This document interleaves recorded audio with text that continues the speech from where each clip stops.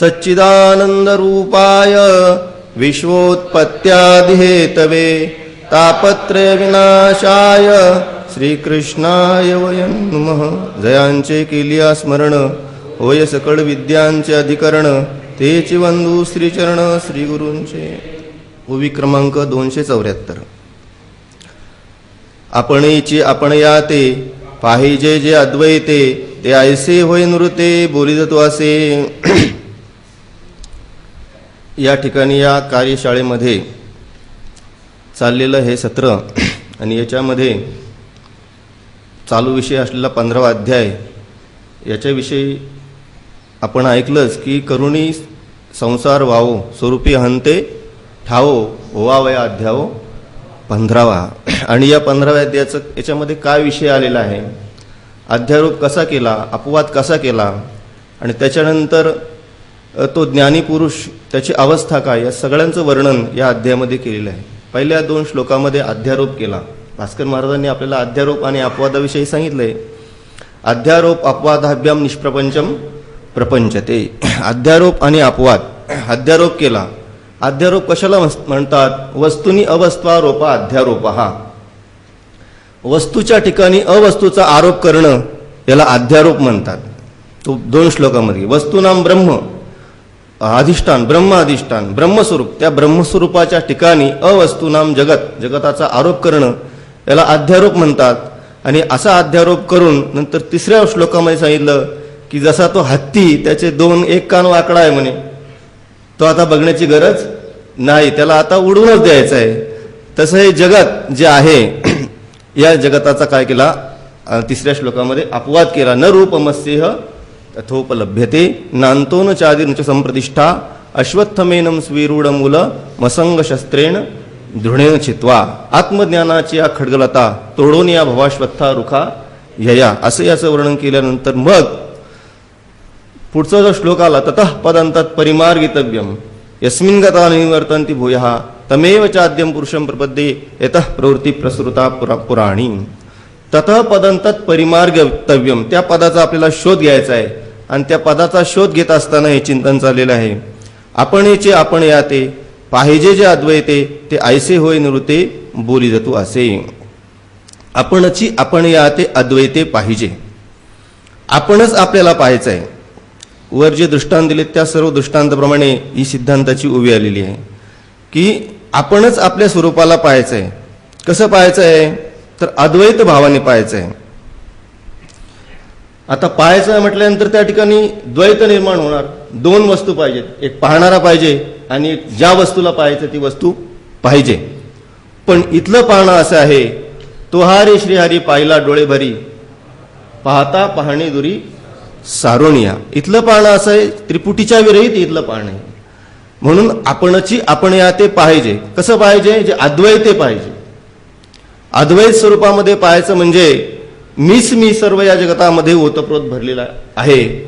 मग म्हणे सर्वत्र सच्चिदानंदू मीच एक स्वतः सिद्धू आपणे नसी भेदू नेनून या जाणे. असं जे स्वरूप आहे ज्याला म्हणतात अद्वैत स्वरूप, एकमेवा द्वितीयम ब्रह्म, असं जे ब्रह्मस्वरूपाचं वर्णन केलंय तसं अद्वैत भावाने याला पाहायचं आहे. ते ऐसे होय नृते बोली जातो असे. आणि असं जे पाहणं आहे ते पाहणं खऱ्या दृष्टीने जे पाहणं आहे ते मी तुला आता या ठिकाणी स्पष्ट करून सांगतो.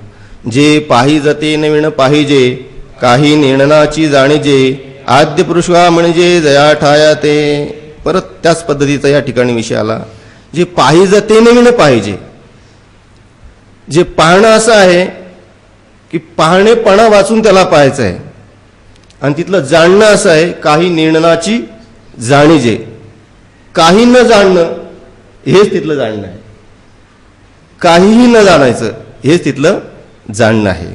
आणि असं जे स्वरूप आहे आद्य पुरुषकाळ म्हणजे जया ठाया ते. आणि श्लोकामध्ये तमेव चाद्यम पुरुषम प्रपद्ये हे जे सांगितलंय तेच या ठिकाणी म्हणतात आद्य पुरुष का म्हणजे जया ठाया ते. ज्या स्वरूपाला आद्य पुरुष असं म्हणतात. आता परत या ठिकाणी तोच विषय आहे की त्याच्यामुळे वर सांगितलं मी की त्रिपुटी विरहित याला पाहायचं आहे. कसं पाहायचं आहे, ही जी त्रिपुटी आहे पाहण्याचा विषय, पाहणारा आणि ज्यांनी पाहायचं ते नेत्र, असं ही जी त्रिपुटी आहे त्या त्रिपुटी विरहित या ठिकाणी आपल्याला पाहायचं. या ठिकाणी खूप चिंतन आहे, पण आता आपला वेळ जास्त झाल्यामुळे आपल्याला पुढे जायचं आहे. तेतही उपाधीचा ओथंबा घेऊन श्रुती उभविती जिव्हा, मग नामरूपाचा वडंबा करीती वाया. आणि असं जे स्वरूप आहे त्या स्वरूपाच्या ठिकाणी श्रुती काय करते, उपाधीचा घेऊन ओथंबा म्हणजे उपाधीचा आधार घेऊन श्रुती जिव्हा उभविती. जिव्हा उभवती म्हणजे बोलणं, कारण जीभ उचलल्याशिवाय बोलता येत नाही. म्हणून या ठिकाणी म्हणतात की श्रुती बोलायला लागली, श्रुती उभविती जिव्हा. आणि श्रुतीनी बोलल्यानंतर काय झालं पुढं, मग नामरूपाचा वडंबा करीती वाया.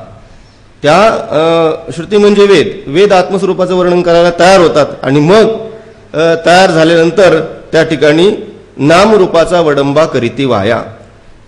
या ठिकाणी मग नाम आणि रूपाचा वडंबा करीती वाया म्हणजे व्यर्थ असा गलबला करतात. पै भवस्वर्गा उबगले मुमुक्षुयोग ज्ञाना वळघले, पुढती नया निघाले पैजाजेत. आणि मग पै भवस्वर्गा उबगले, भव आणि स्वर्ग, भव म्हणजे संसार आणि स्वर्ग इहलोक आणि परलोक, या दोन्हींना मुमुक्षु उबगले. जे मुमुक्षु आहेत, साधक आहेत, ते या संसारालाही कंटाळले, इहलोकातल्या भोगांनाही कंटाळले आणि परलोकातल्या भोगांनाही ते कंटाळलेले आहेत. असे मुमुक्षु योग ज्ञाना वळघले. आणि या विषयांना कंटाळल्यानंतर त्यांनी काय केलं, योग ज्ञाना वळघले. त्यांनी काय केलं, योग आणि ज्ञान हा जो मार्ग आहे तो त्यांनी स्वीकारला. तो कसा स्वीकारला, तो स्वीकारताना त्यांनी काय केलंय त्याचं वर्णन करतात माऊली. पुढती नयो या निघाले पैजाजे. त्यांनी पैज घेतली, प्रतिज्ञा केली. काय प्रतिज्ञा केली की पुढती नयो या निघाले, ते निघाले पण पुढती नयो, परत या जन्म मृत्यू संसारामध्ये यायचं नाही. पैगा जो या परी जन्मेची जन्मनिवारी, मरणे मृत्यू मारी आपण उरे. अशी त्यांनी प्रतिज्ञा केली की पैज घेतली की परत आम्ही या संसारामध्ये येणार नाही. संसाराची या पाया पुढा पळती वितराग होडा, ओलांडोनी ब्रह्मपदाचा कर्मगडा घाली ती मागा. संसाराची या पाया पुढा पळती म्हणजे या संसाराच्या पुढे एक पाऊल टाकून पुढे ते पळतात. संसाराच्या पुढे एक पाऊल त्यांचं आहे. आणि जे मुमुक्षु नाहीत, साधक नाहीत, ते संसारातच त्यांची सगळी पावलं आहेत, पुढं तर नाहीच, मागच आहेत. कारण आपण एखाद्याला म्हटलो येता का आळंदीला, ना ना म्हणतो काय वेळ नाही आता यायला. हा म्हणजे यांचं पाऊल कसं आहे, मागच पावलं येतात, पुढं पाऊल टाकत नाही ते. पण या ठिकाणी मुमुक्षु आहेत, साधक, यांनी काय केलं, संसाराच्या पाया पुढा पळती म्हणजे संसाराच्या पुढे एक पाऊल टाकून पुढे पळतात. वीतराग होडा म्हणजे ते कसे आहेत, वीतराग म्हणजे ज्यांनी संपूर्ण आसक्ती टाकलेली असेल, वैराग्यवान आहेत. आणि ओलांडूनी ब्रह्मपदाचा कर्मकडा घाली ती मागा. ओलांडूनी पदाचा कर्मकडा, ब्रह्मपद जे आहे का शतएक जन्मा जन्मोनी ब्रह्मकर्मा करीतोची ब्रह्मा आणनु हे, असं जे ब्रह्मपद प्राप्त होतं त्या ब्रह्मपदाचा कर्मकडा जो आहे तो त्यांनी काय केला, मागं टाकलेला आहे. अहंतादी भावा आपुलिया झाडा घेऊन आगवेया, पत्र घेती ज्ञानी जया मूळ घरासी. आणि या ओळीमध्ये अहंतादी भावा आपुलिया, अहंतादी जो भाव आहे, अहमभाव, त्या अहमभावाचा झाडा देऊन, अहमभाव जो आहे, कारण परमार्थाला प्रतिबंधक काय असेल तर तो अहंकार आहे. अहंकार गेला तुका म्हणे देव झाला, असा जो अहंकार आहे त्या अहंकारादी सर्व वृत्तींचा त्यांनी झाडा घेतला. आणि आगवेया पत्र घेती ज्ञानीय जया मूळ घरासी. आणि जे मूळ घर आहे, कारण माऊलींनी अमृतानुभवानी म्हटलेलं आहे, सांडूनी मिठपणाचा लोभू मिठे सिंधुत्वाचा घेतला लाभू, तेवी अहम देऊनी मी शंभू शांभवी झालो. त्या ठिकाणी जो अहम आहे तो देऊन ते स्वरूपाला प्राप्त होणार आहे. पत्र घेती ज्ञानीय जया मूळ घरासी. आणि जे ज्ञानी आहेत ते मूळ घराला जाण्यासाठी, हा विषय मागे झालेला आहे, मागच्या चिंतनामध्ये झालाय की ते दाखला घेतात, पत्र घेतात. कुठे जायचं असेल तर आपल्याला ओळखपत्र आपल्याजवळ असलं पाहिजे. मागे एका ठिकाणी आम्ही नर्मदेच्या किनाऱ्यावर एका कार्यक्रमाला गेलो. मध्ये मुक्काम करायचा वेळ आला. ते म्हटले तुमचं पत्र दाखवा, ओळखपत्र दाखवा. म्हटलं आमच्याजवळ काही ओळखपत्र आम्ही आणलेलं नाही. ते म्हटले 5 माणसं आहेत, कोणाचं एकाचं तरी दाखवा. मग ज्याची गाडी होती, तो गाडीचा मालक होता, त्याच्याजवळ होतं आणि मग ते दाखवलं आणि दाखवल्यानंतर त्यांनी आम्हाला व्यवस्था केली. परिक्रमा करायची असली तरी आपल्याजवळ ओळखपत्र असलं पाहिजे, त्याच्याशिवाय आपल्याला परिक्रमा ते करून देत नाही. आम्ही तिथे गेलो तर आमच्याजवळ परिक्रमा करताना ओळखपत्र नव्हतं. मग मार्कंडेय आश्रममध्ये गेलो आणि तिथले जे महंत आहेत ते कोठारी, ते मराठी असल्यामुळे त्यांनी आम्हाला ते ओळखपत्र दिलं आणि मग पुढे परिक्रमा करण्याचा योग आला. म्हणून त्या ठिकाणी ओळखपत्र असावं लागतं. तसं या ठिकाणी आपल्याला आपल्या मूळ घराला जायचं आहे. आपल्याला घराला सगळे जातात, सगळे माणसं आपल्या घरी जातात. आता हे सत्र सुटल्यानंतर कोणाला काही न सांगता जो तो आपल्या घरी जातो. घर म्हणजे आळंदी आपलं घर नाही, पण जिथे जिथे आपण राहत असू ते आपलं घरच आहे. म्हणून त्या ठिकाणी आपले सगळे लोक जातात. म्हणून माणसाने आपल्या घरीच जावं का दुसऱ्याच्या घरी जावं? आपापल्या घरी दुसऱ्याच्या घरी गेलं तर काय होईल? मार खावा लागेल. नाही म्हटले चुकून आलो, चुकून वगैरे काय नाही. म्हणजे दुसऱ्याच्या घरी गेल्यानंतर आपल्याला दुःख आहे. म्हणून या ठिकाणी आपलं जे मूळ घर आहे, ज्ञानदेवा घर चिदानंदी किंवा निरंजनी आम्ही बांधिले घर, असं जे घर आहे, मूळ घर आहे, त्या मूळ घराला आपल्याला जायचंय. पत्र घेती ज्ञानी दया मूळ घरासी. या ओळीमध्ये झाडा हा शब्द महत्वाचा आहे. झाडा आणि आणखीन एक काहीतरी सांगितले, दाखला, पत्र, हे 2 शब्द महत्वाचे आहेत. जी एका वस्तूचे निर्णने आणले थोर जगा जाणणे, नाही ते ना नविले जेणे मी तू जगी. जी एका वस्तूचे निर्णने म्हणजे ज्या स्वरूपाचं आपल्याला अज्ञान आहे, न जाणणं आहे म्हणजे अज्ञान आहे, आणि त्या न जाणण्याने काय केलं? आणले थोर जगा जाणणे. जगा थोर जगा जाणणे आणले. कारण त्या वस्तूला न जाणल्यामुळे आपण जगाला जाणायला लागलो. म्हणजे जगताचं आपल्याला जगदंत पाती दृश्य पदार्थांचं आपल्याला ज्ञान झालं. कारण त्या वस्तूचं ज्ञान असल्यामुळे आणले थोर जगा जाणणे, नाही ते नांदविले जेणे मी तू जगी. आणि म्हणून काय झालं? नाही ते नांदविले, काय? नसलेलं द्वैत जे आहे, मितूपणाचं जे द्वैत आहे, हे जे द्वैत नसलेलं द्वैत आहे, स्वरूपामध्ये मितूपणा नाही. मितूपण जाऊ दे दुरी, एकची घोंगडी पांघरू हरी. मितूपणा जो आहे तो त्या ठिकाणी स्वरूपामध्ये नाही.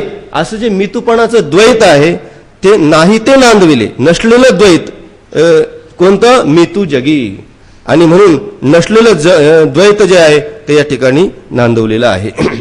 पै जेथुनी एवढी विश्व परंपरेची वेलांडी, वाढते आशा जैसी कुरुंडी निदैवाची कोरडी. कुठे कुरुंडी आहे? पै जेथुनी एवढी विश्व परंपरेची ओलांडी. या ठिकाणी माऊली दृष्टांत देतात, वाढती आशा जैसी कोरडी निदैवाची. निदैवाची जैसी निदैवाची कोरडी वाढते आशा. निदैवी मनुष्याने किती प्रयत्न केला, आपल्याला धन मिळावं याच्याकरता तो प्रयत्न करतो, पण त्याच्या आशा आहेत त्या कशा आहेत? कोरड्या आहेत. एका सुभाषितामध्ये म्हटलंय, माधाव माधाव विनैव दैवम. पुढे काय? चेत धावन साधनमस्ति लक्ष्म्या, श्वाधाव मानोपी न लभेत लक्ष्मीम. असं एक सुभाषित. माधाव माधाव विनैव दैवम. विनायव दैवम माधाव म्हणजे माणसाने धावू नको, काय सांगितलं? धावू नको. विनायव दैवम, भाग्य जर नसेल, दैव नसेल तर धावून काही उपयोग नाही. त्या ठिकाणी ते म्हणतात श्वाधाव मानोपी. कुत्र किती धावतं? उठल्यापासून संध्याकाळपर्यंत ते धावतच राहतं, पण त्याला धन प्राप्त होतं का? त्याला धन प्राप्त होत नाही. म्हणून आपलं जर दैव नसेल तर धावून उपयोग नाही. लोक सारखी धावाधावी, करी ऐसी धावाधावी. कशा करता? धना करता. आपल्याला काहीतरी मिळावं याच्याकरता लोक सारखं धावतात. वाढती आशा जैसी कोरडी निदैवाची. आणि ते या दृष्टांताप्रमाणे जेथुनी एवढी विश्व परंपरेची विलांडी. जेथुनी म्हणजे ज्या आद्य पुरुषापासून हा एवढा मोठा विश्व परंपरेचा काय झालेला आहे, विस्तार झालेला आहे. पार्था ते वस्तू पहिले आपण पे पय आपुले, पाहिजे जैसे हिवले ही वहिवे. पार्था ते वस्तू पहिले आपणची पय आपुले, आपणच आपल्या स्वरूपाला पाहायचंय. कसं पाहायचंय, पाहिजे जैसे हिवले हिव हिवे. हिव म्हणजे थंडी, आणि थंडीच थंडीने का झाली, हिव हिवे हिवले. थंडीलाच थंडी लागली.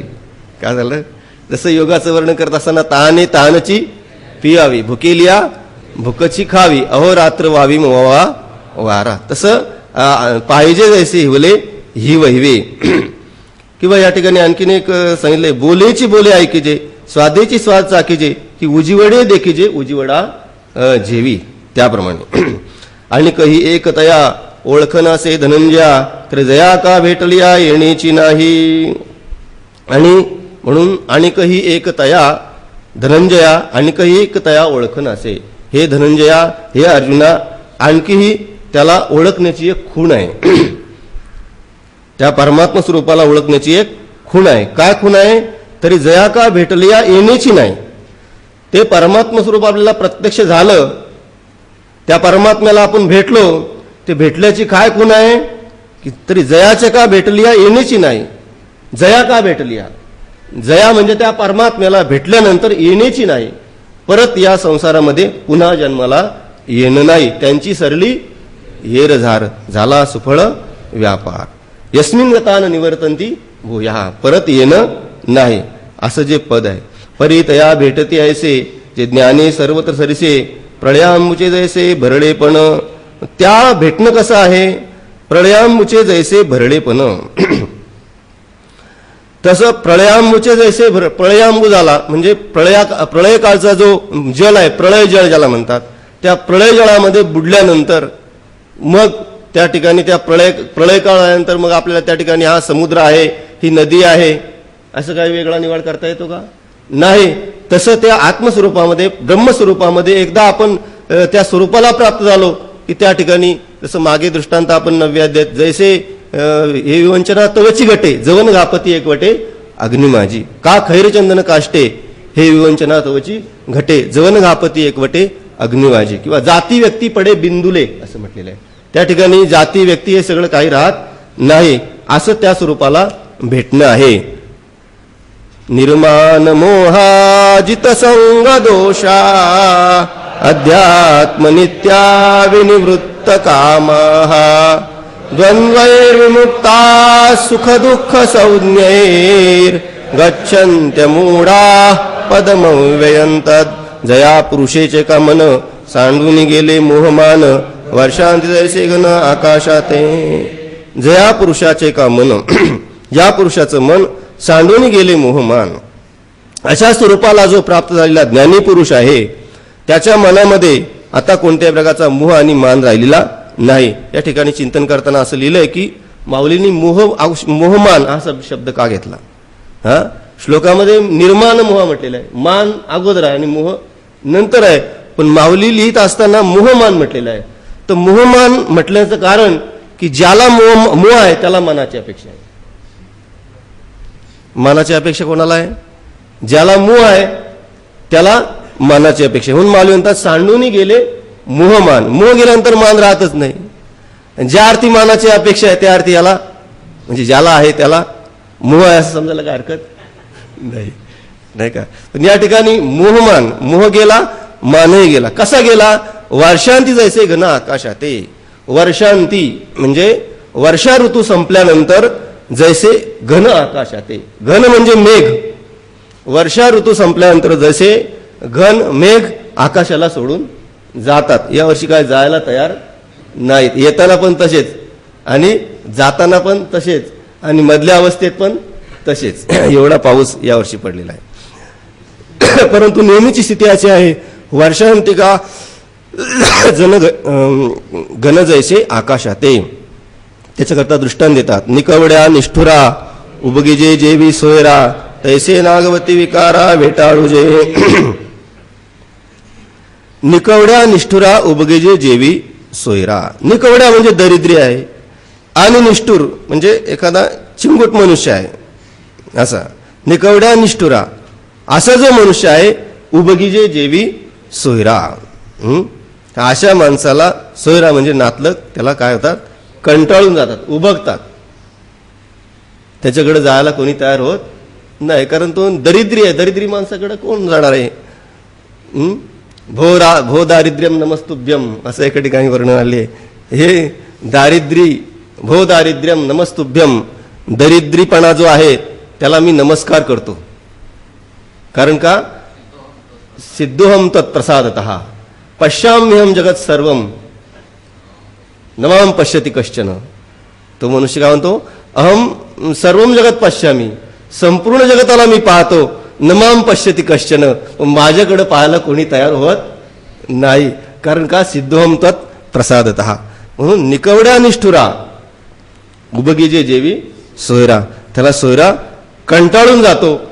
तसे हा जो ज्ञानी महात्मा आहे, ज्ञानी पुरुष आहे, याला विकार कंटाळून जातात. तैसे नागवती विकारा वेटाळूचे. वेटाळू म्हणजे हे विकार आहेत, त्याला वेटाळण्याकरता घाबरतात, तिथं जात नाहीत. कारण त्यांना माहित आहे, जर काम आला तर कामाचा त्या ठिकाणी सत्कार होत नाही, क्रोध आला तर क्रोधाचा सत्कार होत नाही. काम क्रोध भूम वेगम संयुक्त सुखी नरह असं म्हटलेलं आहे. म्हणून त्या ठिकाणी काय सत्कार त्यांचा होत नाही. आणि एकदा अपमान झाला का मनुष्य तिथं जात नाही. एकदा कुठे आपण गेलो, कुठं भोजनाला वगैरे गेलो किंवा कुठे गेलो, त्या लोकांनी जर आपण आपला अपमान केला तर परत आपण त्या ठिकाणी जात नाहीत. तसं या कामक्रोधादी विकारांचा अपमान या ज्ञानी महात्म्यांनी केला तर परत त्या ठिकाणी ते जायला तयार नाही. काया वाचा म्हणे झाला विष्णुदास, काम क्रोध त्यास बाधितिना. किंवा तुका म्हणे देह भरिला विठ्ठले, काम क्रोधे केले घर रीते. म्हणून या ठिकाणी सांगतात, तैसे नागवती विकारा विटाळूजे. फळली केळी उन्मुळे तैसी आत्मलाभे प्रबळे, जयाची क्रिया डाळे डाळे गळती आहे. केळीचा दृष्टांत देतात. केळी असं झाड आहे, असं वृक्ष आहे, झाड आहे की त्याला एकदा फळं लागली. फळली केळी उन्मुळे, एकदा त्या केळीला घड लागल्यानंतर ते झाड परत फळ द्यायला तयार होत नाही. पण एकदाच देतं ते किती, एका काळामध्ये किती फळं असतील आपण काही हिशोब केलेला नाही. जे जळगाववाले असतील त्यांना माहीत असेल, कारण त्या ठिकाणी गेल्यानंतर सगळ्या केळीच बागाच केळीच्या. कितीही केळं आपण गेल्यानंतर सांगतात खुसा बाग येतात आणि तुम्हाला खायचे तेवढे का. आम्ही मागे नवरात्रामध्ये मुक्ताबाईच्या त्या ठिकाणी हैदराबादला सप्ताहाला गेलो होतो.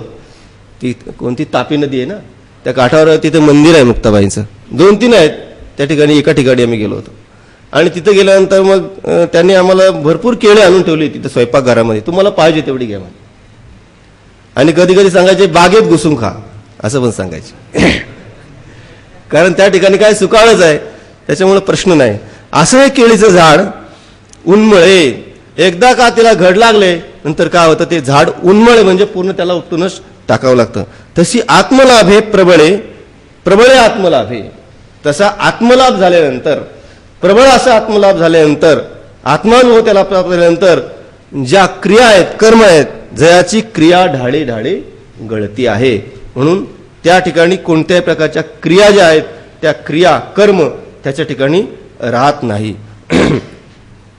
या ठिकाणी सांगितले, परिदेहाम मानबोली जयाची बुद्धी देहीचा आतली, जया आत्मविषयी झाली मध्यरात्री, जेणे चैतन्य ईश्वरा ब्रह्मा, देहीची केले परमसीमा, तया आत्मा करता हे प्रमा अलोट उपजे.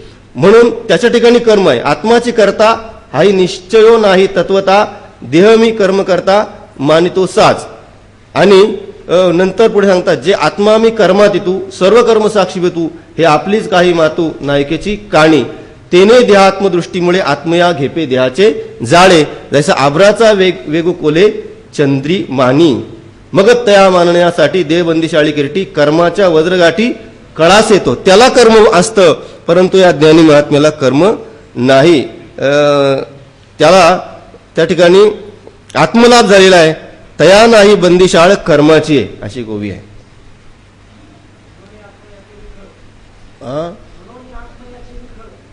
म्हणून आत्मयाचे निखळ किंवा निखिळ स्वरूपची झाला केवळ, तया नाही बंदिशाळ कर्माचे. केवळ आत्मस्वरूप झालेला निखळ स्वरूप ज्याला प्राप्त झाले त्याला कर्माचा बंदीशाळा, कर्माच्या बंधनामध्ये त्याला अडकावं लागत नाही. आगी लागलिया रुखी देखून सैरा पळती पक्षी, तैसे सांडले अशेखी विकल्पिजे. आगी लागलिया रुखी, वृक्षाला एकदा आग लागल्यानंतर त्या वृक्षावर असलेले पक्षी देखोनी, रुखी आगी लागली देखोनी पक्षी सैरा पळती. वृक्षाला आग लागलेली असं पाहिल्यानंतर पक्षी काय होतात, सैर भरून काय करतात, पळून जातात. त्या ठिकाणी कोणी राहायला तयार होत नाही, पक्षी पळून जातात. हा माऊली या ठिकाणी दृष्टांत देतात. तैसे सांडले अशेकी विकल्पी जे, त्याप्रमाणे अशेकी म्हणजे संपूर्ण, विकल्पी जे सांडले संपूर्ण विकल्पांनी ज्यांचा काय केलेला आहे, त्याग केलेला आहे. तर जसं या ठिकाणी माऊलीने दृष्टांत दिलाय की वृक्षाला आग लागली, तसं या ज्ञानी महात्मा हाच कोणी वृक्ष आणि त्याला आग लागली म्हणजे ज्ञानरूपी आग. ज्ञानाग्नी होताशी कडशिले ओजा असं म्हटलेलं आहे. कोणती आग लागली, ज्ञानाग्नी. आणि ज्या ठिकाणी ज्ञानाग्नी आहे त्या ठिकाणी हे विकार राहू शकत नाही. तैसे सांडले असे की विकल्पी जे, संपूर्ण जे विकल्प आहेत, ज्ञानामध्ये कोणताही विकल्प राहत नाही. आपणची ब्रह्मा हाती परी ब्रह्मा म्हणवाया भीती, बाप विकल्पाची ख्याती संशय जाती अधप पाहता, नाथ महाराज म्हणतात. ज्ञानामध्ये कोणताही विकल्प राहत नाही. विकल्प जेणे जेणे उपजे, नाथिली विकृती निभजे, अप्रवृत्तीची बीजे अंकुर घेती, ते ऐके देखे अथवा भेटे, परी मनी कायची नुमटे, मेघरंगन काटे व्योम जैसे, एरवी इंद्रियांचे मेळे, विषयावरी तरी लोळे, परी विकाराचे मिटाळे लिंपिजे ना. ऐके सकळ दोष तृणी, अंकुर जाती जिये मेदिनी, ते भेद बुद्धीची कहाणी नाही दया ते. ऐके सकळ दोष तृणी अंकुर जाती जिये मेदिनी, सकळ दोष तृणी अंकुर जाती ते ऐके. दृष्टांत दिलेला आहे की ज्या जमिनीमध्ये, भूमीमध्ये कशाचा अंकुर होतो, सकळ दोष तृणी, दोषरूपी तृण अंकुरित होतो ज्या भूमीमध्ये. कोणत्या भूमीमध्ये, भेदबुद्धीमध्ये. ती भेदबुद्धीची कहाणी नाही जयाते. अशी जी भेदबुद्धीची कहाणी आहे, वार्ता आहे, ती त्या ठिकाणी नाही.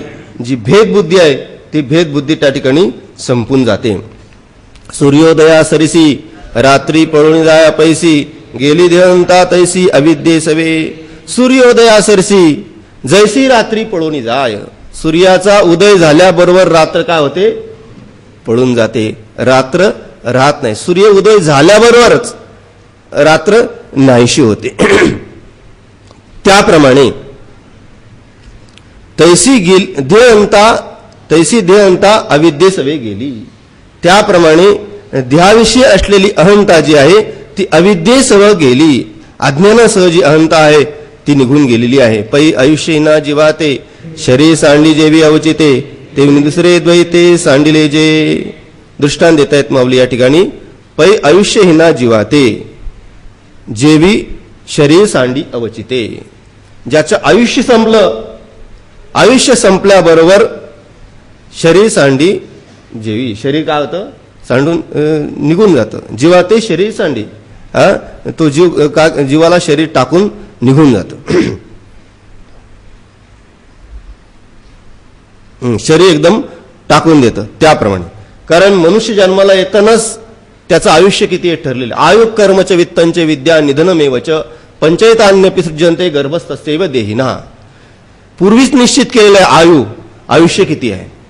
कारण जोपर्यंत आयुष्य आहे तोपर्यंत जगणार. एखाद्याने विचारलं की महाराज आमचं भविष्य सांगा, तुम्ही किती जगणार. त्याला सरळ उत्तर आहे, जोपर्यंत आयुष्य आहे तोपर्यंत तुम्ही जगणार, आणि आयुष्य संपलं का मरणार. आयुष्य ते जिणे हे पुढे की गा. जोपर्यंत आयुष्य आहे तोपर्यंत जगणार. आयु कर्म, तो या मनुष्याचं आयुष्य किती आहे. कर्म, तो कोणत्या प्रकारचं कर्म करणार, शुभ कर्म करणार का अशुभ कर्म करणार, कोणत्या प्रकारचे कर्म करणार. वित्त, जीवनामध्ये किती पैसा कमवणार. आयु कर्मचे वित्तंचे विद्या, ज्ञान किती मिळवणार, आणि याचा मृत्यू केव्हा होणार, निधनम. या गोष्टी अगोदरच निश्चित केलेल्या आहेत. म्हणून आयुष्यहीन जो मनुष्य आहे त्याचं शरीर त्याग करून जातं. तैसे तेवी निदसुरे द्वैते सांडले जे. अज्ञानात्मक जे द्वैत आहे ते द्वैत जे त्या या पुरुषाला टाकून निघून जातं. म्हणजे द्वैत त्या ठिकाणी शिल्लक राहत नाही. लोहाचे साकडे परिसा न जोडे अंधार रवी जैसा द्वैत बुद्धीचा तैसा दुकाळ सदा जया. दृष्टांत देतात की द्वैत बुद्धी जी आहे ती कशी निघून जाते. लोहाचे साकडे परिसा. परिसाला लोखंडाचा दुष्काळ आहे. परिसाला लोखंडाचा दुष्काळ आहे. का दुष्काळ आहे? लोखंड तर भरपूर आहे जगामध्ये, कितीतरी लोखंड आहे. लोखंड काय कमी नाही, मग परिसाला का दुष्काळ आहे? कारण लोखंड जर परिसाजवळ गेलं, परिसाला स्पर्श झालं, काय होत त्याचं? परिस होत. लोखंड होत, सोनं होतं. काय होत त्याचं? सोनं होतं. मी ओवी आठवत होतो म्हणून चुकलो थोडासा. का वरी फोडावया लागी, लोह मिळो का परिसाचे अंगी, का जी मिळतीये प्रसंगी सोन्याची होईल. त्या लोखंडाचा घन उठला आणि परिसाला म्हटला तुला आता मारूनच टाकतो. त्याने ठरवलं मारायला गेला, पण काय झाला? दृष्टांत प्रसिद्ध आहे. वाल्यारूपी लोखंडाचा घन नारदरूपी परी जो आहे त्याला मारण्याकरता गेला. पण नारदांनी काय केलं? सोनं केलं नाही त्याचं काय केलं? परिसच करून टाकला. आपुले पदी बैसविले, परिसच करून टाकला. लोहाचे साकडे परिसा न जोडे अंधार रवी जैसा. जैसा रवी अंधार न जोडे. रवी म्हणजे सूर्य. आपले रवी महाराज नाहीत. कारण त्यांना अंधारामध्ये राहावं लागतं. त्यांना पण बॅटरी घेऊन बघावं लागतं अंधारामध्ये. असे ते रवी आहेत. न जोडे अंधार रवी जैसा. रवी म्हणजे सूर्य. सूर्य अंधकारा लागे रिगो का भलतीये सरंगी, परी तो तयाच्या भागी नाहीची जैसा. अंधकार सूर्याच्या ठिकाणी सूर्याचे अंधकारू काय झाला होता? गोचरू. पुढचं नाही बोलायचं. न जोडे अंधार रवी जैसा, एवढंच घ्यायचं आपल्याला. द्वैत बुद्धीचा तैसा दुकाळ जया. तसा या महात्म्यांना द्वैत बुद्धीचा का असतो? दुष्काळ असतो. यांच्या ठिकाणी कोणत्याही प्रकारची द्वैत बुद्धी नसते. अगा सुखदुःखाकारे द्वंद्वी देही जे गोचरे, जे का समोरे होतीची ना. द्वंद्वे देही जे गोचरे म्हणजे या जे द्वंद्व आहेत, ती द्वंद्वाचं दर्शन कुठं होतं आपल्याला? द्वंद्व कुठं दिसतात? देहाच्या ठिकाणी. की ज्याच्यामुळे सुख आणि दुःख भोगावं लागतं. हे सुखदुःखादी द्वंद्व आहेत. सुखदुःखादी द्वंद्व आहेत ते आपल्या देहामध्ये दिसतात. परंतु कारण जोपर्यंत देह आहे तोपर्यंत सुखदुःख भोगावं लागतं. देह जळी होईजे मासोळी जय, एरवी तरी सहजे सुखदुःख तैची शेवीजे. देह जळी होईजे मासोळी जय. देहजळामध्ये जोपर्यंत आपण मासोळी होऊन राहतो तोपर्यंत आपल्याला सुखदुःख भोगावं लागतं. परंतु या ठिकाणी ती जया का सामोरे होतीची ना. अशी असलेली जी द्वंद्व आहेत, सुखदुःखादी द्वंद्व आहेत, ती सामोरे होतीची ना या ज्ञानी पुरुषांच्या समोर येतच नाहीत. स्वप्नीचे राज्य का मरण, नोहे हर्ष शोकासी कारण, उपवडली हा जाण जिया परी. स्वप्नीचे राज्य का मरण.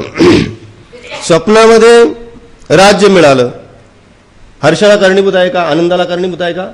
नाही. स्वप्नामध्ये मृत्यू प्राप्त झाला तर तो दुःखाला कारणीभूत आहे का? नाही. मला एक स्वप्न पडलं होतं असं. खोटं नाही सांगत, स्वप्न सांगतो. हे काय झालं? स्वप्नामध्ये मीच मेलो, मृत्यू आला मला. म्हणजे हसण्यासाठी किंवा विनोद वगैरे काही सांगत नाही, खरोखर स्वप्न पडलं होतं. आणि मृत्यू आल्यानंतर तिथे कोणीच नाही, एकटाच होतो मी. म्हटलं आता या प्रेताला जाळायचं कसं, असा विचार करायला लागला. आता इथे तर कोणीच नाही, मी एकटाच आहे, मग याला जाळायचं कसं? मग स्वप्नामध्ये किती शरीर धारण करता येतात. स्वप्नात वेगवेगळं असं असतं. ते प्रेत बघितलं, माझं प्रेत मीच बघितलं. आणि मग अशी भरपूर जंगल होतं त्या ठिकाणी. जंगलामध्ये लाकडं वगैरे गोळा केली. लाकडं वगैरे गोळा केली आणि ते संपूर्ण असं सगळे जे मृत्यूचं साहित्य लागतं सगळं गोळा केलं. आणि ते प्रेत त्या चितेवर ठेवलं. आणि चितेवर ठेवल्यानंतर आग लावायला विचार केला, आग लावायचा. अरे म्हटलं आग लावली तर आपण मरणार.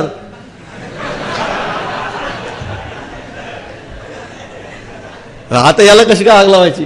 तेवढ्यात जागा झालो, बरा जागा झालो.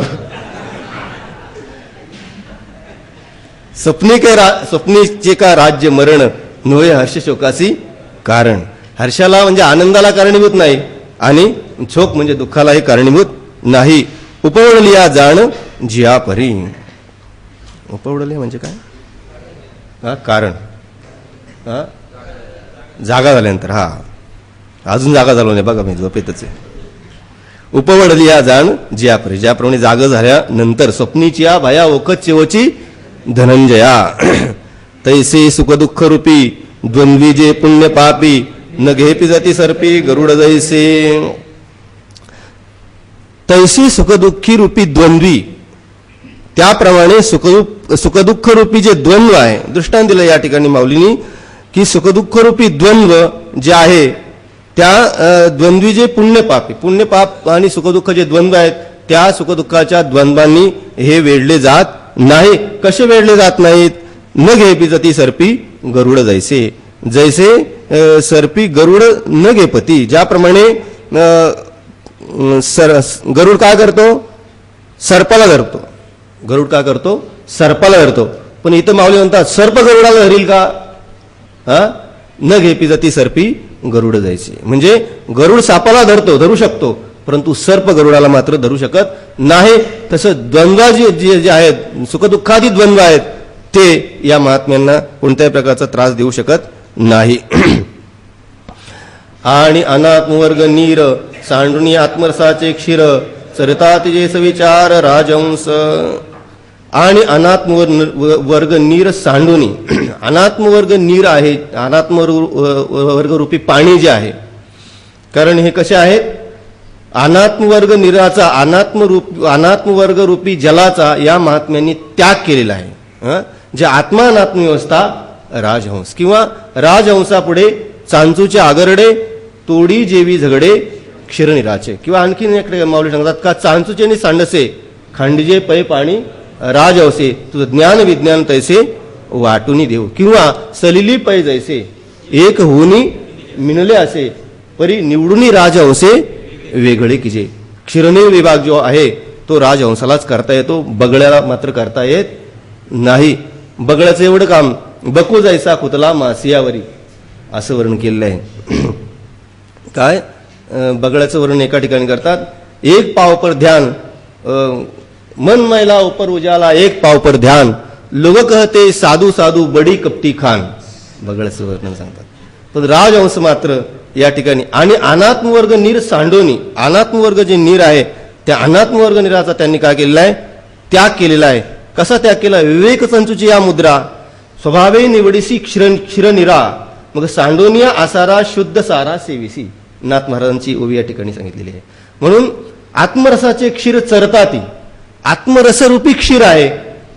त्या क्षीराचं हे काय करतात. सेवन करतात. कोण. सविचार राजहंस. जे विचारवान असलेले जे राजहंस रूपी महात्मे आहेत ते याचं वर्णन करतात. अनात्मचिंतनम त्यक्त्वा कशमलम दुःख कारणम चिंतयात्मानम आनंद रूपम यन मुक्ती कारणम. अनात्म जे आहे अनात्मवर्ग नीर आहे. अनात्म कशामध्ये शंकराचार्य महाराज म्हणतात विवेक चुडावणीमध्ये अनात्मचिंतनम त्यक्त्वा. अनात्मचिंतन जे आहे अनात्मवर्ग नीर आहे त्याचा आपण त्याग केला पाहिजे. कारण का ते दुःखाला कारण आहे. कशमलम दुःख कारणम. मग म्हटले अनात्मचिंतन दुःखाला कारणीभूत आहे. आम्ही काय करायचं तर सांगितलं चिंतय चिंतयात्मानम आनंद रूपम. आनंद रूपम आत्मानम चिंतय. काय करा सांगितलं. आनंदरूप असलेल्या आत्म्याचं चिंतन करा. म्हटले आनंदरूप असलेल्या आत्म्याचं आम्ही चिंतन केलं. आम्हाला फळ काय. यन मुक्ती कारणम. फल काय मिळणार. यन मुक्ती कारणम जे मोक्षाला कारणीभूत आहे. म्हणून चरतात ये सविचार राजहंस. जैसा वर्षोनी भुतळी आपुला रसवंशुमाळी मागवते आणि रश्मी जाळी बिंबाशीची. दृष्टांत देत आहेत माऊली या ठिकाणी. जैसा वर्षोनी भुतळी. कोण. अंशुमाळी. अंशुमाळी. अंशुमान किरण चंडांश याला म्हटलेला. असा सूर्य तो काय करतो. सूर्य आकाशामध्ये आल्यानंतर वर्षोनी भुतळ या भुतळी म्हणजे पृथ्वीवर किरणांचा वर्षाव करतो आणि किरणांचा वर्षाव करून नंतर मागवता रश्मीजाळी बिंबाशीची आहे. नंतर परत काय करतो, ती किरणं, संपूर्ण किरणं जी पसरलेली आहेत ती किरणं परत आपल्या बिंबामध्ये आणतो. हा दृष्टांत दिलाय आणि त्यासाठी पुढे सिद्धांत सांगतात. तैसी आत्मभ्रांतीसाठी वस्तू विखुरली 12 वाटी, ते एकवटी ज्ञानदृष्टी अखंड जे. तैसे आत्मभ्रांतीसाठी वस्तू 12 वाटी विखुरली. आत्मभ्रांतीसाठी म्हणजे आत्मस्वरूपाच्या भ्रमामुळे, भ्रांतीमुळे काय झालं, वस्तू विखुरली 12 वाटी. आपलं जी स्वरूप आहे, आत्मस्वरूप आहे, 12 वाटी विखुरली म्हणजे इतरत्र म्हणजे देहाच्या ठिकाणी, इंद्रियांच्या ठिकाणी, इंद्रियांच्या संगती जी पसरू होत असे मती, इंद्रियांच्या मुळे जे पसरू होत असे मती, म्हणजे आत्मबुद्धी जी आहे ती पसरलेली आहे. म्हणजे देहादिकांच्या ठिकाणी सत्यत्व आहे, इंद्रियांच्या ठिकाणी सत्यत्व आहे, दृश्य पदार्थांच्या ठिकाणी सत्यत्व आहे, सर्व ठिकाणी म्हणजे मूळ जो ब्रह्मस्वरूप आहे ते कसं आहे, सच्चिदानंद स्वरूप आहे. सच्चित सुखात्मकम ब्रह्म नाम रूपात्मकम जगत, असं जे ब्रह्म आहे, ब्रह्म सच्चित सुख आहे. पण ब्रह्म सच्चित सुख न वाटता जगदंत पाती पदार्थ जे आहेत ते सत्य वाटतात, ते सुखरूप वाटतात, विषयामध्ये सुख वाटतं. असे जे सगळं होणं आहे त्यालाच म्हणतात वस्तू विखुरली 12 वाटी. आणि अशी 12 वाटी विखुरलेली वस्तू जी आहे, आत्मवस्तू आहे, ती एकवटी ज्ञानदृष्टी अखंड जे. म्हणून ते एकवटती म्हणून जी सर्व ठिकाणी पसरलेला जो आत्मभाव आहे तो आत्मभाव काय करतात, एका ठिकाणी एका केंद्रामध्ये आणतात. म्हणजे आत्मा जसा सच्चिदानंद रूप आहे, ब्रह्म जसं सच्चिदानंद रूप आहेत, त्याप्रमाणे मी सुद्धा अहमस्मी सदाभामी कदाचिन्नाहम प्रिया ब्रह्मैवाह सतसिद्धम सच्चिदानंद लक्षणम. लक्षण साम्यात एकत्व सिद्धी. जसं ब्रह्म सच्चिदानंद स्वरूपाचं आहे तसं मी सुद्धा सत्स्वरूपाचा आहे. अबाध्य मनत्वात सद्रूपहा. आत्मा सुद्धा चित स्वरूपाचा आहे, प्रकाशमानत्वात चिद्रूपहा. आणि आत्मा आनंद रूप आहे, परम प्रीतिविषयत्वात आनंद रूपहा. म्हणून वस्तू जी विखुरलेली आहे तिला याप्रमाणे हे सगळं गोळा करून नंतर मीच एक ब्रह्मस्वरूप आहे, स्वरूप आहे अशी ज्ञानदृष्टी अखंड जे, अशी त्यांना ज्ञानदृष्टी प्राप्त होते. किंबहुना आत्मयाच्या निर्धार विवेक दयाचा बुडाला ओ गंगेचा सिंधू माझी जैसा. आता ही प्रवचनाची ओवी आहे, पण प्रवचन काय करत नाही, वेळ झालेली आहे आपल्याला. किंबहुना आत्मयाच्या निर्धारी. माऊली म्हणतात फार काय सांगावं की आत्मनिश्चय झाल्यानंतर आत्मयाच्या निर्धारी बुद्धिनिश्चय आत्मज्ञान तद्बुद्ध सदात्मानस्तन्निष्ठास्तत्परायणाः गच्छन्त्य पुनरावृत्तीम ज्ञान निर्धूत कल्मषाः. आत्म्याचा निर्धारी आत्मनिश्चय झाल्यानंतर विवेक जो आहे, ज्या विवेकाने आत्मनिश्चय केला तो विवेक सुद्धा काय झाला, बुडाला. कसा बुडाला, बुडाला ओघ गंगेचा सिंधू माझी जैसा. गंगेचा ओघ सिंधू माझी जैसा बुडाला तैसा आत्मयाच्या निर्धारी विवेक बुडाला. तसा जो विवेक आहे तर या ठिकाणी ओवे सांगितलेले आहेत. येथे निर्धारेसी विचारू, येथे निर्धारेसी विचारू निमोनी गेला साचारू. स्वामीच्या संकटी शूर सुबटू जैसा. स्वामीवर संकट आल्यानंतर ते संकट दूर केलं आणि शूर जसा निमून जातो. असा बाजीप्रभूंनी खिंड लढवली, पावन खिंड ज्याला म्हणतात नाही का. स्वामींवर संकट आलं, शिवाजी महाराजांवर संकट आलं, पण त्यांनी सांगितलं तुम्ही जोपर्यंत गडावर पोचत नाही तोपर्यंत मी मात्र या ठिकाणाहून हलणार नाही, आणि जोपर्यंत मला तोफांचा आवाज येत नाही तोपर्यंत मी युद्ध करणार. त्याप्रमाणे स्वामीच्या कुठे गेलं, संकटी शुरू शुभटू जैसा. किंवा विवेक वापुले काम सारुनी ठाकेचे धाम निष्कर्षाचे निशिम किंबहुना मी. जेत वैराग्याचा पांगू पेटे विवेकाचाही सोसू तुटे. जेत न पाहता सहज भेटे आपण पे. किंवा तेथ वैराग्य विवेकेसी आटे बंद मोक्षेशी वृत्ती ती या वृत्तीशी बुडून जाय. म्हणून विवेक सुद्धा त्या ठिकाणी राहिलेला नाही. ज्याप्रमाणे गंगेचा ओघ सिंधूमध्ये समुद्रामध्ये बुडाला त्याप्रमाणे विवेकही बुडाला. पय आघवेची आपुलपणे नुरेची दया अभिलाषणे जसे येथून परा जाणे आकाशा नाही. माऊली या ठिकाणी आकाशाचा दृष्टांत देतात. येथून परा जाणे आकाशा नाही. जसं आपण म्हणतो नदीच्या अलीकडं पलीकडं, नदीच्या अलीकडं आहे पलीकडं आहे, असं आकाशाला अलीकडं पलीकडं म्हणता येत नाही. आकाशाला पलीकडे जाणे नाही. बाकीच्या 4 भूतांचा विचार केला तर त्यांना अलीकडे पलीकडे जाणं संभवतं, पण आकाश व्यापक असल्यामुळे त्याला पलीकडे जाणं असं संभवत नाही. पृथ्वीचा विचार केला तर आपण पृथ्वीला अलीकडे पलीकडे म्हणू शकतो.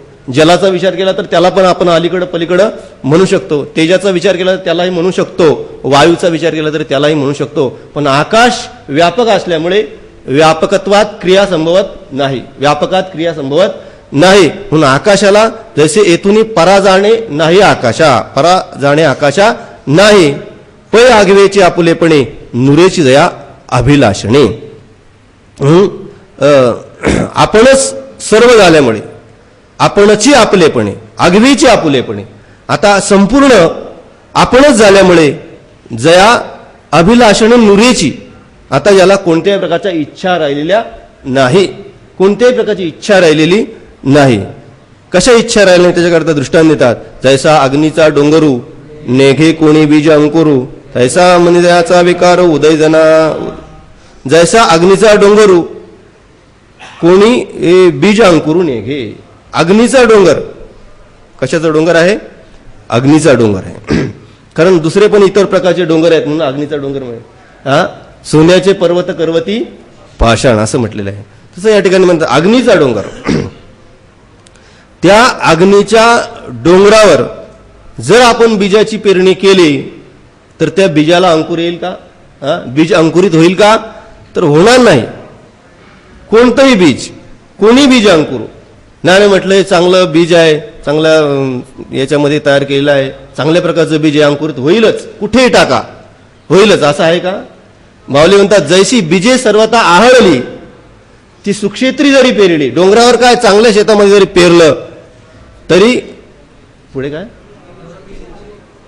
न विरुडती सिंचली आवडे तैसी. आवडे तैसी सिंचली तरी न विरुडती. चांगल्या प्रकारे त्यांना पाणी वगैरे घातलं तरी पण मात्र त्याच्यामध्ये ती अंकुरित होणार नाही. तैसा मनी जयाचा विकारू उदय, जयाच्या मनी उदय जना. विकारू जयाच्या मनी उदय जना. तसा कोणत्याही प्रकारचा विकार ज्याच्या मनामध्ये येतच नाही. कारण या ठिकाणी सांगितलंय की काम हे यावत विकाराचे उपलक्षण आहे. काम हे सगळ्या विकारांचं काय आहे? उपलक्षण आहे. इदम मेस्याद इदम मेस्याद इतिच्छा काम शब्दिता अहंकार शुद्धात्मानो एकीकृत्या विवेकतः इदम मेस्याद इदम स्यात इदम मेस्याद इतिच्छा काम शब्दिता. कामच संपला. कामची नाही तेथे क्रोधची कायचा, तेथे कायचे भांडण रे. म्हणून या ठिकाणी सांगतात कामोर्मीचा तैसा नुठी जया सळू कामोर्मीचा. हीच ओवी चालू आहे ना, पुढे गेली नाही का? विकारू जया उदय जना. त्याच्या अंतःकरणामध्ये विकार उत्पन्न होत नाही. जैसा काढेली या मंद्रा चळू राये क्षीराब्दी निश्चळू तैसा नुठी जया सळू कामोर्मीचा. तसंच विषय जवळ या ओवीमध्ये आहे. दृष्टांत दिलाय जैसा काढेली या मंद्रा चळू क्षीराब्दी आहे निश्चळू. ज्या वेळेला देव आणि दैत्यांनी समुद्र मंथन केलं त्यावेळेला मंद्राचळ पर्वताची रवी केली आणि बघा परत रवी आलाच या ठिकाणी. आणि कारण तर रवी आपल्या समोरच असतो सारखा. आणि नंतर समुद्र मंथन केल्यानंतर सगळं त्या ठिकाणी साहित्य जे आहे ते बाजूला काढून ठेवलेलं आहे. पर्वत जो आहे मंद्राचळ पर्वत तो आपल्या ठिकाणी नेऊन ठेवलेला आहे. मग राहे क्षीराब्दी, क्षीरसमुद्र जो आहे तो काय होतो? निश्चळ राहतो. तैसा नुठी जया सळू कामोर्मीचा. तसा या ठिकाणी या ब्रह्मसमुद्रामध्ये काम उर्मी, कामाच्या लाटा आता येत नाही. आनंद सागर हेलावती. चंद्रमा कळी धाला नदीसे कोणी अंगे ओसावला तेव्हा अपेक्षेचा अवखळा न पडे दया. घेतो लवकर घेतो, पहिला लेटच झालं त्याच्यामुळे मी काय करणार. चंद्रमा कळी धाला न दिसे कोणी अंगी ओसावला. पूर्ण करांनी असलेला चंद्रमा कोणी अंगी न दिसे ओसावला. कोणत्या अंगाने तो परिपूर्ण अपूर्ण असं वाटत नाही. तेव्हा अपेक्षेचा अवखळा न पडे जया. त्याच्या ठिकाणी अपेक्षेचा अवखळा म्हणजे कोणती जी इच्छा आहे ती त्या ठिकाणी उत्पन्न होत नाही. हे किती बोलो असा अंगडे जेवी परमाणू रे वायू पुढे तैसे विषयाचे नावडे नावाची दया. माऊली म्हणतात असे हे किती बोलू, हे असं किती बोलणार मी, जेवी परमाणू रे वायू पुढे.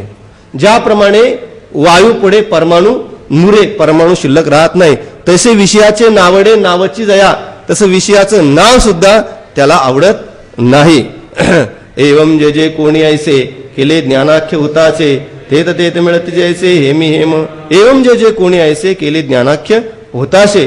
ज्ञानाख्य होताशे, ज्ञानरूपी प्रसिद्ध असलेला जो अग्नी आहे त्या अग्नीने ज्यांची अशी अवस्था झाली, कशी अवस्था झाली, तेत ते तेत मिळती जैसे हेमी हेम.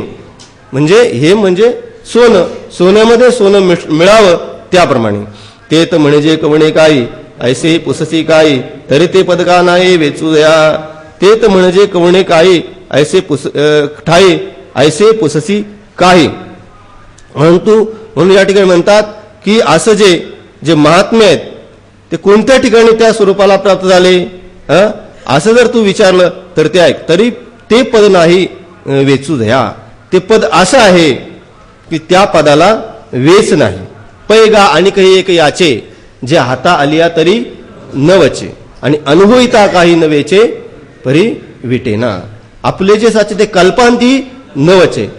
ते पद असं आहे, देशे काले स्वभावे वेचूया न संभवे ते पद पावे माझे अविनाशतो. असं हे पद आहे. दृश्यपणे देखिजे का ज्ञेयत्वे जाणेजे अमके ऐसे म्हणजे ते जे नव्हे.